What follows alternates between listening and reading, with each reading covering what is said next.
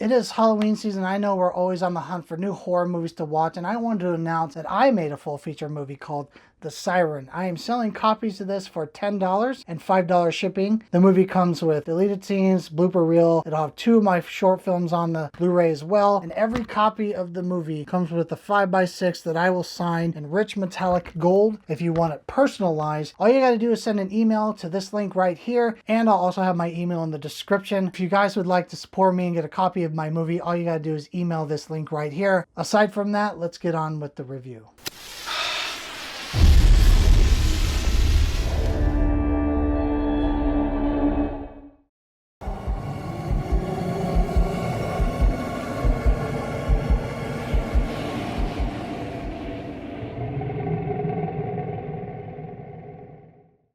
So our Halloween reviews continue this month, guys, and today I'm going to be doing a double feature, Never Let Go and Speak No Evil.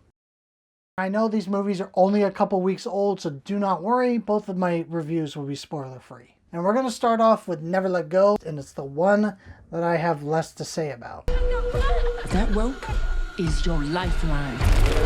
Never let go. Say it. Never let go.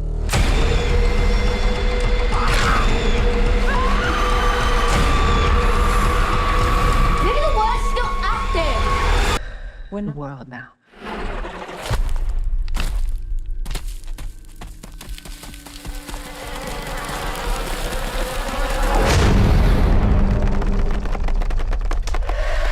Never Let Go is about Halle living in a house, and she has 2 sons, and they have this rope that they tie around themselves. So they venture off into the woods to look for food, and the rope is what's protecting them from these spirits attacking them. That is what the film is about. I liked the survival aspect of this film, and we saw all the characters scrummaging for any type of food they can eat. Frogs, bugs. They were even carving off bark from trees and putting syrup on it and seasoning on it and eating it. They did a great job on showing how little these people have. The house environment was very fitting for the story they were telling. Everything was run down, old, on its last leg. In the first couple minutes, you really felt and knew right off the bat, these people don't have very much. They're going off of very little. The house is old. The supplies they have is rusty and old. They look like they haven't showered in days. The movie does a great setup, but it doesn't do a good execution. And the environment of the movie is good, but it gets very pretentious and bland real fast. Only safety they have is this rope they tie around themselves, because the rope is attached to the house, which protects them. But if anything happens with the rope, they can get attacked by these spirits. They do imply several times that they can only venture so far for food, and the rope is only going to take them so far. They can't get out as far as they need to for more food. They've kind of scrummaged through this area. There's very little go off of because they have already eaten up all the resources in the distance that they can travel. And my complaints with the movie are spoilers, so I can't get into them. The way this one ends is going to make most of you very upset. It has the type of ending that people don't like. It's one of those movies where if I even give you a small detail of what the ending is, it will spoil the entire thing. Most viewers of this film, they're going to feel like they wasted their time. There are some creepy moments in the movie. The trailers really and the marketing really salt on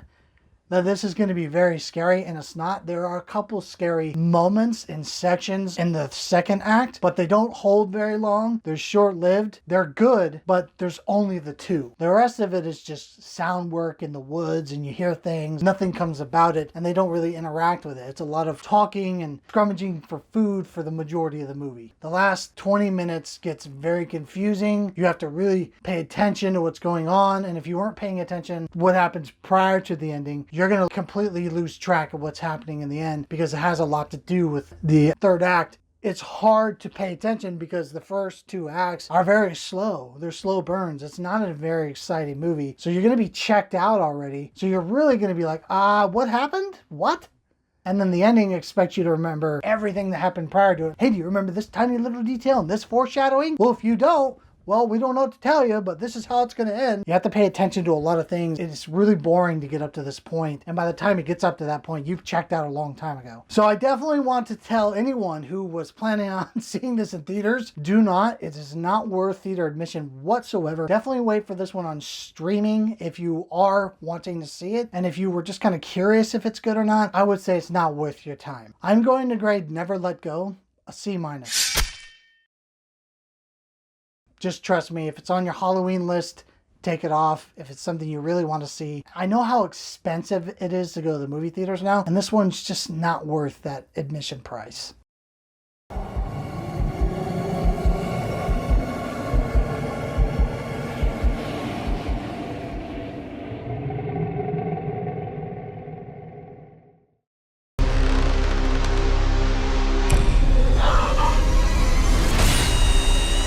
You're gonna kill us. What? He went dead. Mom? Out here, you're neither predator nor prey. I need you to be brave. You guys have been... Just a breath of fresh air. Oh, well, that is very sweet of you to say.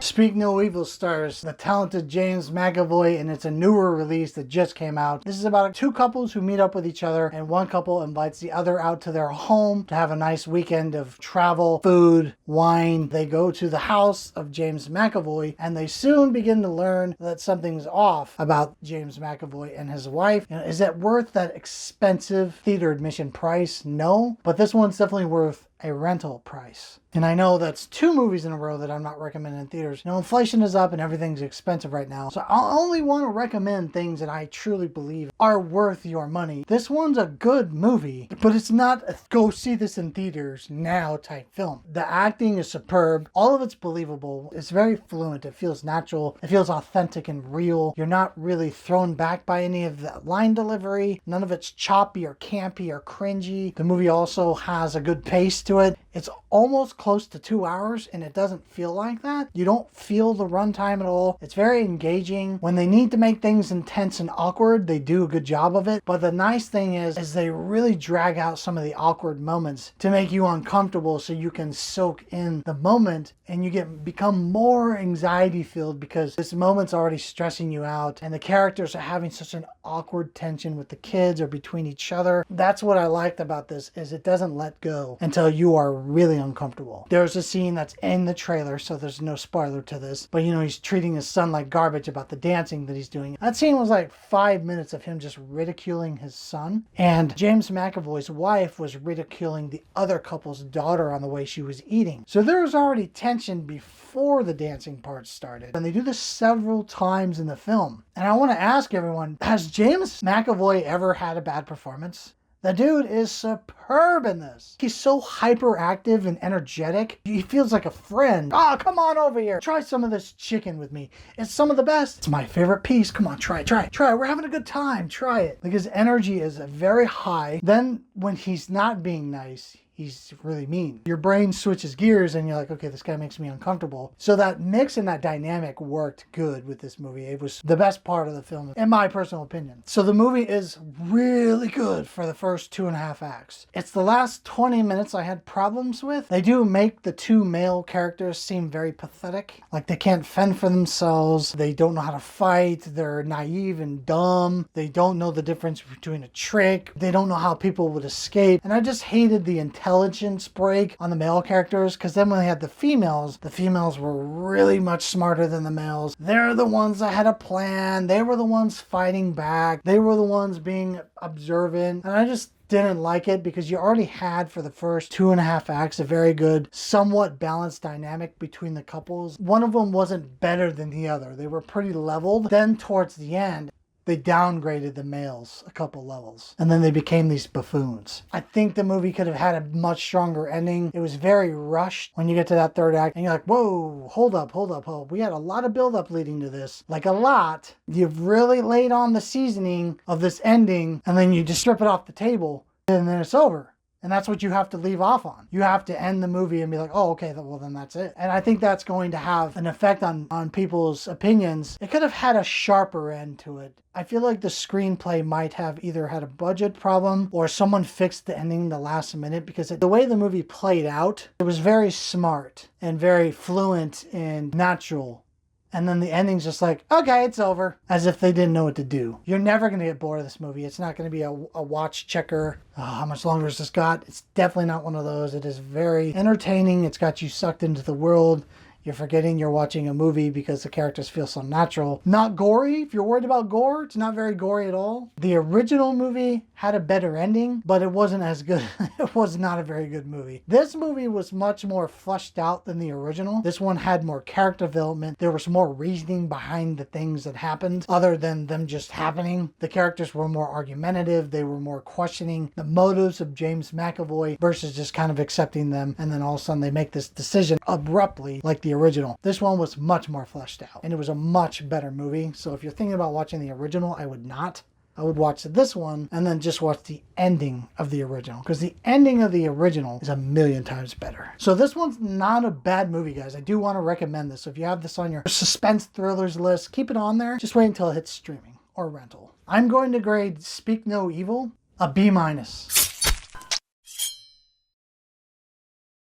I hope you guys are enjoying the Halloween reviews. I'm currently editing next week's, and I do think you guys are going to like next week's. It's a movie I've been wanting to review for a while. It's actually a movie I had on my list for last year, and I did replace it with No One Will Save You, because that movie was just kind of thrown out there, and I wanted to review that one really bad. So I'm definitely reviewing it this year, and it's very fitting that I'm reviewing it this year, and you will see why it fits better that I reviewed it this Halloween season than last. So if you want to know what that review is, hit that notification bell so you can be notified when that review drops next week, and I will catch you movie fans on my next review.